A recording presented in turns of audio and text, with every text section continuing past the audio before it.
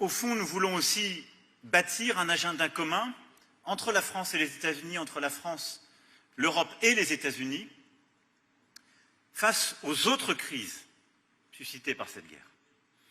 La crise alimentaire, et nous faisons un énorme travail avec beaucoup d'ailleurs d'entre vous qui sont là, la crise énergétique et tout ce qui s'ensuit. Au fond, l'objet pour moi de cette visite, c'est aussi de réinstaller un dialogue stratégique. J'ai essayé de l'expliquer en disant pour resynchroniser nos agendas. Parce qu'il ne faut pas se tromper, il y a un risque aujourd'hui qui est là et qu'on doit se dire entre amis. Ce risque, c'est que face aux défis que j'évoque, les États-Unis d'Amérique regardent d'abord les États-Unis d'Amérique, ce qui est normal, nous faisons pareil avec nous, regardent ensuite sa rivalité avec la Chine, et en quelque sorte que l'Europe et donc la France deviennent une sorte de variable d'ajustement. D'abord, je suis très heureux de vous retrouver aujourd'hui.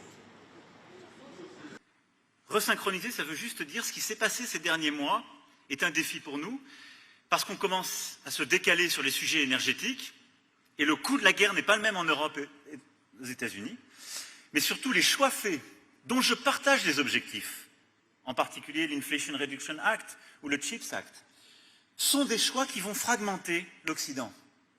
Parce qu'ils créent de telles différences entre les États-Unis d'Amérique et l'Europe, que pour toutes celles et ceux qui travaillent dans nombre d'entreprises, ils vont juste se dire on ne fait plus d'investissement de l'autre côté de l'océan. Et ces choix ne peuvent fonctionner que s'il y a une coordination entre nous, si on se décide ensemble, si on se resynchronise. C'est fondamental.